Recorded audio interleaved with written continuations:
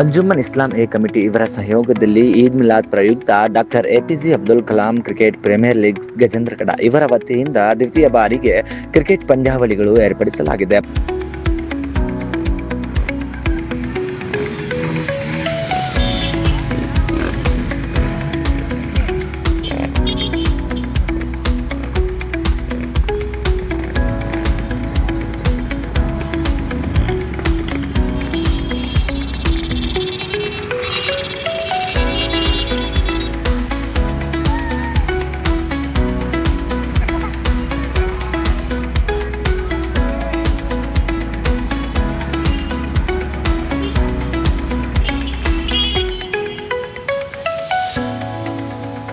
ಹೌದು, ದ್ವಿತೀಯ ಬಾರಿಗೆ ಕ್ರಿಕೆಟ್ ಪಂದ್ಯಾವಳಿಯ ಉದ್ಘಾಟನೆ ಕಾರ್ಯಕ್ರಮವನ್ನು ಶ್ರೀ GS ಪಾಟೀಲ್ ಶಾಸಕರು ರೋಣ ಮತಕ್ಷೇತ್ರ ಇವರು ಉದ್ಘಾಟನೆಯನ್ನು ನೆರವೇರಿಸಿದರು.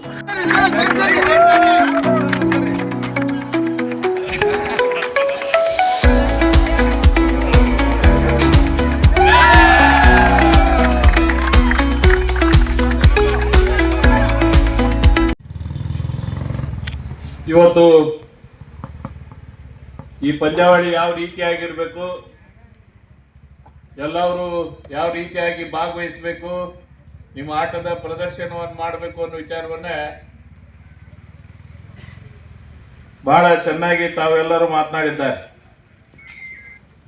ವಿಶೇಷವಾಗಿ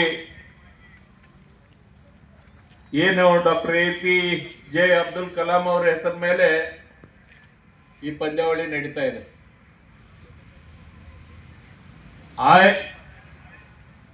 ಧೀಮಂತ ವ್ಯಕ್ತಿತ್ವ ಇರ್ತಕ್ಕಂಥ ಮತ್ತು ನಮ್ಮ ಈ ದೇಶದ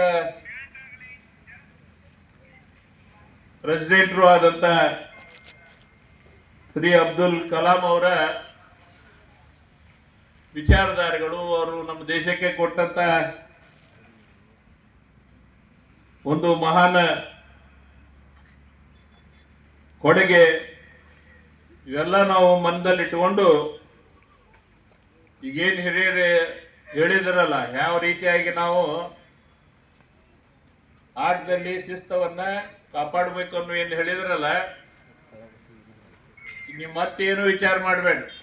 ಅವರ ಹೆಸರಿನ ಮೇಲೆ ಇರ್ತಕ್ಕಂಥ ಟೀಮಿನಲ್ಲಿ ಪಂದ್ಯಾವಳಿಯಲ್ಲಿ ನೀವೆಲ್ಲ ಭಾಗವಹಿಸಿರಿ.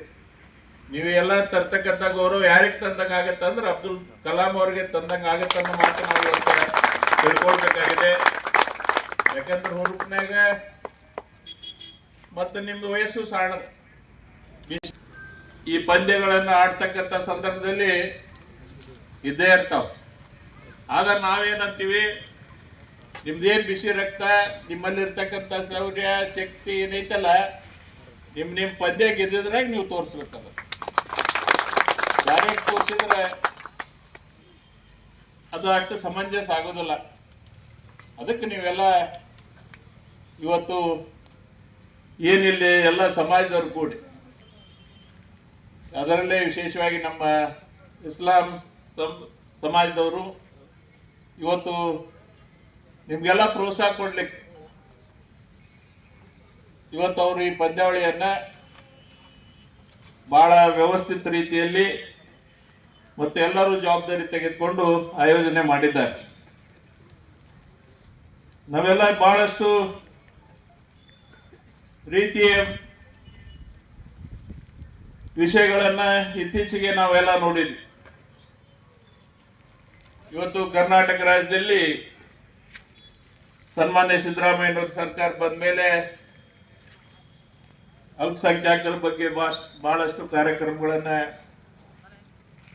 ಅವ್ರು ಕೊಟ್ಟಿದ್ದಾರೆ. ಮೊನ್ನೆ ನಾವೆಲ್ಲ ನೋಡಿದ್ವಿ, ನಮ್ಮ ದಸರಾ ಉದ್ಘಾಟನೆ ಸಂದರ್ಭದಲ್ಲಿ ಏನ್ ಬಾನು ಮುಸ್ತಾಕ್ ಅವ್ರಿಗೆ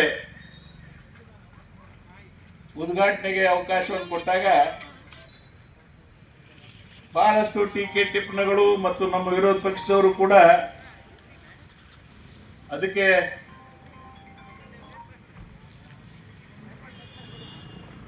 ಯಾವುದೇ ರೀತಿಯಿಂದ ತಾಯಿಯ ಹಸ್ತದಿಂದ ಉದ್ಘಾಟನೆ ಮಾಡಿಸಬಾರದು ಅನ್ನೋ ವಿಚಾರವನ್ನು ಇಟ್ಟಿದ್ರು. ಆದರೆ ಈ ಪ್ರಜಾಪ್ರಭುತ್ವದ ರಾಷ್ಟ್ರದಲ್ಲಿ ಇವತ್ತು ನಾವೆಲ್ಲ ಅದಕ್ಕೆ ಜಗ್ಲಿಲ್ಲ ಬಗ್ಲಿಲ್ಲ, ಕೋರ್ಟ್ ಮೆಟ್ಟನ್ನು ಹತ್ತಿದ್ರು, ಕೋರ್ಟನ್ನು ಅವ್ರಿಗೆ ಚಿಮಾರಿ ಹಾಕಿ. ಆದ್ರೆ ಯಾರು ಆ ತಾಯಿ ಬಗ್ಗೆ ಏನು ಟೀಕೆ ಮಾಡಿದ್ರು, ಏನು ಆ ತಾಯಿ ಉದ್ಘಾಟನೆ ಮಾಡ್ತಕ್ಕಂಥ ಸಂದರ್ಭದಲ್ಲಿ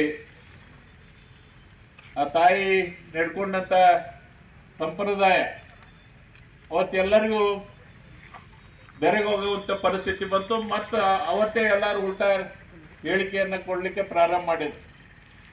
ಇದು ಇವತ್ತು ನಮ್ಮ ಸುಮ್ಮನೆ ವಿರೋಧ ಮಾಡ್ಬೇಕಂತೇಳಿ ಮಾಡ್ತಕ್ಕಂಥವ್ರು. ಅದಕ್ಕಂತ ಒಂದು ವ್ಯವಸ್ಥೆಯಲ್ಲಿ ಇವತ್ತು ಅದಕ್ಕೆ ಯಾಕೆ ಮಹತ್ವ ಬಂತು, ನಮ್ಮ ಶ್ರೀಮತಿ ಬಾನು ಮಸ್ತಾಕ್ ಅವರು ಕಲ್ತರು, ಅವ್ರ ವಿದ್ಯೆಯನ್ನು ಕಲ್ತು ಒಬ್ಬ ಒಳ್ಳೆ ಲೇಖಕಿ ಆದ್ರು ಮತ್ತು ಬುಕಾರ್ ಅವಾರ್ಡನ್ನು ಕೂಡ ಪಡೆದ್ರು. ಅಂಥವೆಲ್ಲ ಮಾಡಿದಾಗ ಅವ್ರಿಗೆ ಅವ್ರನ್ನ ರಿಕಗ್ನೈಸ್ ಮಾಡ್ತಕ್ಕಂಥ ಗುರುತಿಸುವಂಥ ಒಂದು ವ್ಯವಸ್ಥೆ ಕೂಡ ಎಲ್ಲರೂ ಮಾಡ್ಲಿಕ್ಕಾಗತ್ತೆ.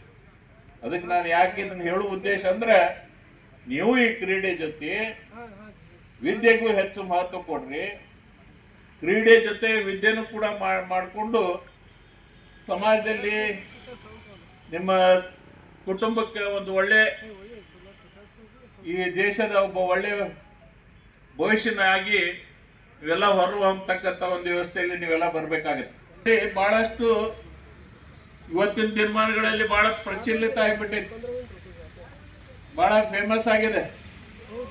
ಅದನ್ನ ಎಷ್ಟು ನಾವು ಅದಕ್ಕೆ ಮಹತ್ವ ಕೊಡ್ತೀವಿ. ಎಲ್ಲೋ ಆಡ್ತಿರ್ತಾರೆ, ಯಾರೋ ಆಡ್ತಿರ್ತಾರೆ, ಆಡಿದ್ರು ಕೂಡ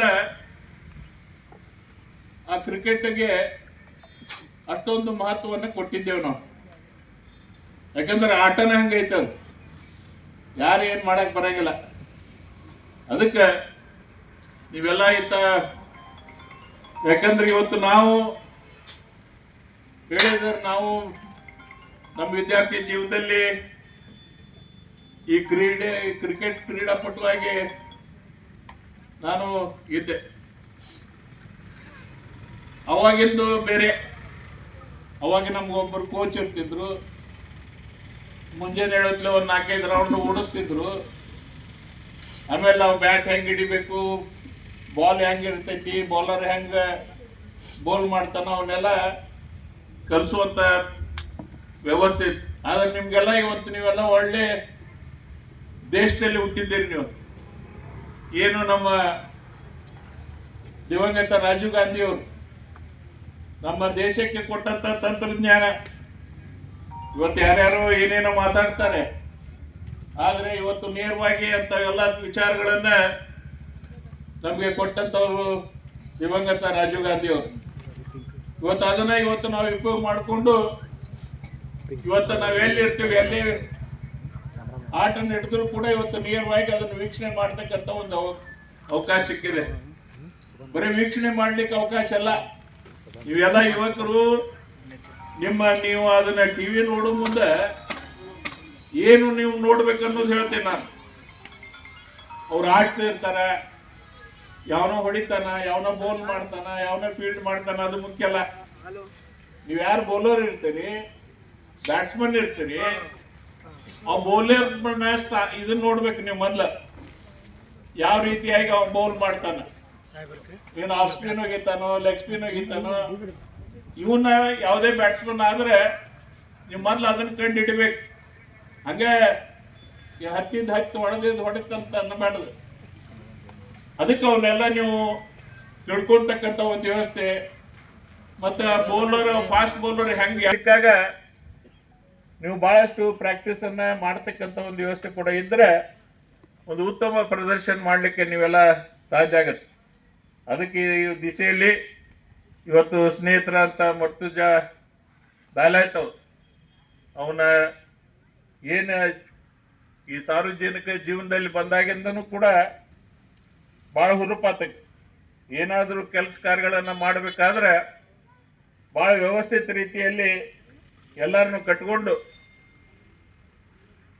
ಒಂದು ಕೆಲಸ ಕಾರ್ಯಗಳನ್ನು ಮಾಡ್ತಕ್ಕಂಥ ಒಬ್ಬ ಉತ್ಸಾಹಿ ಯುವಕರು ಇವತ್ತು ನಿಮ್ಮ ಸಮಾಜದಲ್ಲಿ ಇದ್ದಾರೆ ಅನ್ನೋ ಮಾತು ಹೇಳಲಿಕ್ಕೆ ಭಾಳ ಸಂತೋಷ ಅನ್ನಿಸ್ತಾ ಇದೆ. ಇವತ್ತು ಅವರು ಪ್ರಯತ್ನ, ನಿಮ್ಮೆಲ್ಲ ಯುವಕರ ಬಗ್ಗೆ ಇರ್ತಕ್ಕಂಥ ಪ್ರೀತಿ, ಇವತ್ತು ಅದರಲ್ಲಿ ವಿಶೇಷವಾಗಿ ನಮ್ಮದೇ ಸಮಾಜ, ನಮ್ಮದೇ ಯುವಕರು, ನಮ್ಮದೇ ಬೆಳಿಬೇಕು ಅನ್ನೋ ವಿಚಾರವನ್ನು ಇಟ್ಟುಕೊಂಡು ಇವತ್ತು ಒಂದು ಪಂದ್ಯಾವಳಿಯನ್ನು ಆಯೋಜನೆ ಮಾಡಿದ್ದಾರೆ. ಇದರಲ್ಲಿ ವಿಶೇಷವಾಗಿ ಭಾಳ ದೊಡ್ಡ ದೊಡ್ಡ ದಾನಿಗಳು ಕೂಡ ಅದಾರೆ. ನಿಮಗೆಲ್ಲ 75,000, 50,000, 30,000, 20,000 ಟ್ರಾಫಿ ಮತ್ತು ವಾಷಿಂಗ್ ಮಷೀನು ಎಲ್ಲ ಕೊಡುಗೆಯನ್ನು ಕೊಡ್ತಕ್ಕಂಥ ದಾನಿಗಳು ಇವತ್ತು ನಿಮ್ಮ ಗಜನಗಢದಲ್ಲಿ ಇದ್ದಾರೆ. ಅವ್ರಿಗೂ ಕೂಡ ಯಾರ್ಯಾರು ದಾನ ಮಾಡಿರಿ ಕ್ರೀಡೆಗೆ, ನಿಜವಾಗಿ ಅವ್ರಿಗೆ ಈ ಸಂಸ್ಥೆ ವತಿಯಿಂದ ನಾನು ಕೂಡ ಅವ್ರಿಗೆ ಅನಂತ ಕೃತಜ್ಞತೆಯನ್ನು ಸಲ್ಲಿಸ್ತೀನಿ. ನಿಮ್ಮ ದಾನ ಮಾಡಿದಂಥ ಏನು ಕೊಡುಗೆ ನಿಜವಾಗಿ ಇವೆಲ್ಲ ಯುವಕರಿಗೆ ಅವ್ರ ಪ್ರತಿಭೆಯನ್ನು ತೋರಿಸ್ತಕ್ಕಂಥ ಒಂದು ವ್ಯವಸ್ಥೆಯಲ್ಲಿ ಒಂದು ಉತ್ತಮ ರೀತಿಯ ಆಟ ಆಡುವಂಥ ಒಂದು ವಿಚಾರ ಆಗಲಿ ಅಂತೇಳಿ ಹಾರೈಸಿ ಎಲ್ಲ ಟೀಮ್ಗಳಿಗೆ ನಾವು ಇವ್ರು ಅನ್ನೋದಲ್ಲ. ಹೋದ ಸರಿ ನಾಲ್ಕರಿಂದ ಟೀಮ್ ಬಂದಿತ್ತು, ಫಸ್ಟ್ ಪ್ರೈಸ್. ನೀವೇನು 11 ಮಂದಿ ಇದಲ್ಲಿ ಇದು ಅಂದ್ರೆ ನೀವು ನಿಂದ ಫಸ್ಟ್ ಬಂದೈತೆ ಅಂದ್ರೆ 13 ಮಂದಿ ಇರ್ಬೇಕು. ನೀವು 13 ಮಂದಿ ಕೂಡ ಆಡಿರ್ಬೇಕು ಅನಿಸ್ತೈತೆ ನನಗೆ. ಹೂನು ಅಂತ ನೋಡಂದ್ರೆ ಅಂಪೈರ್ ಆಡ ಅಂತ 3 ಮಂದಿ ಅಂದ್ರೆ ಅಂಪೈರ್ ಹಿಡಿತೀವಿ ನಾವು. ಅದಕ್ಕೆ ಯಾಕಂದ್ರೆ ನಿಮ್ಗೆ ಇಲ್ಲ ಥರ್ಡ್ ಅಂಪೈರ್ ಇಲ್ಲ. ಇಲ್ಲಿ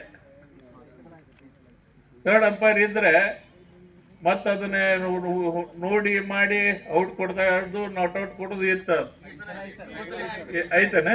ಹೆಂಗ್ ಮಾಡ್ತೀರಿ ತಿರ್ಬಿಡಂಗ? ಅದಕ್ಕೆ ಈ ರೀತಿ ಒಳ್ಳೆ ರೀತಿಯಿಂದ ಆರ್ಗನೈಸ್ ಮಾಡಿರಿ ಅದನ್ನು ಪಂದ್ಯಾವಳಿಯನ್ನ. ನಿಮ್ಮೆಲ್ಲರಿಗೆ ಅಭಿನಂದನೆಯನ್ನು ಕೂಡ ಸಲ್ಲಿಸಲಿಕ್ಕೆ ಸಾಧ್ಯತೆ. ಯಾರು ಗೆದ್ದಿದ್ದಾರೆ ಅದು ಮುಖ್ಯ ಅಲ್ಲ. ನೀವೆಲ್ಲ ಒಗ್ಗಟ್ಟಿನಿಂದ ಏನು ಹಿರಿಯರೆಲ್ಲ ನಿಮ್ಗೆ ಮಾರ್ಗದರ್ಶನ ಮಾಡಿದ್ದಾರೆ, ಆ ವಿಚಾರವಾಗಿ ಈ ಪಂದ್ಯಾವಳಿಯನ್ನು ಯಶಸ್ವಿಗೊಳಿಸ್ಬೇಕು. ಮೊದಲು ನೀವು ಯಾವುದೇ ರೀತಿಯಿಂದ ಏನಪ್ಪ ಆಡಿದ್ರು ತಾವು ಬಡದಾಡಿ ಇದನ್ನ ಮಾಡಿದ್ರು ಅನ್ನೋ ಇದಕ್ಕೆ ತರಬೇಡ್ರಿ. ಯಾಕಂದ್ರೆ ಶಾಶ್ವತವಾಗಿ ನಡಿಬೇಕು. ನಮ್ಮ ಕುಲ್ಕರ್ಣಿ ಸಾಹೇಬ್ರು ಹೇಳಿದ್ರು, ಇದು ಇವತ್ತಲ್ಲೇ ಅದು ಹಂಗೆ ಇವತ್ತು ಸೀಸನ್ 2 ಆಯ್ತು, 3 ಐತು, 4 ಐತು, 6 ಐತು ಅಂತ ಹೇಳಿದ್ರು. ಹಂಗೆ ನೀವೆಲ್ಲ ಒಳ್ಳೆ ರೀತಿಯಿಂದ ಆಡಿ ಒಂದು ಸೌಹಾರ್ದತೆ ವಿಚಾರದಲ್ಲಿ ನೀವೆಲ್ಲ ಕಾಪಾಡು ಹೋಗೋದ್ರಿಂದ ಈ ಪಂದ್ಯಾವಳಿ ಕಾಯಮಾಗಿ ನಡೀಲಿಕ್ಕೆ ಸಾಧ್ಯ ಆಕೈತೆ ಅನ್ನೋ ಮಾತು ನಾನು ಈ ಸಂದರ್ಭದಲ್ಲಿ ತಮ್ಮೆಲ್ಲರಿಗೆ ಹೇಳಿ, ಇವತ್ತು ನನಗೂ ಕೂಡ ಈ ಸಂದರ್ಭದಲ್ಲಿ ಈ ಪಂದ್ಯಾವಳಿಯ ಉದ್ಘಾಟನೆ ಸಂದರ್ಭದಲ್ಲಿ ಅವಕಾಶವನ್ನು ಮಾಡಿಕೊಟ್ಟಿದ್ದೀರಿ. ನಿಮ್ಮೆಲ್ಲರಿಗೂ ನಾನು ಅನಂತ ಕೃತಜ್ಞತೆ ಸಲ್ಲಿಸಿ ಈ ಪಂದ್ಯಾವಳಿ ಯಶಸ್ವಿಯಾಗಿ ಸಾಗಲಿ ಅಂತೇಳಿ ಶುಭ ಹಾರೈಸಿ ನಾನು 2 ಮಾತು ಮುಗಿಸ್ತಾ ಇದ್ದೀನಿ.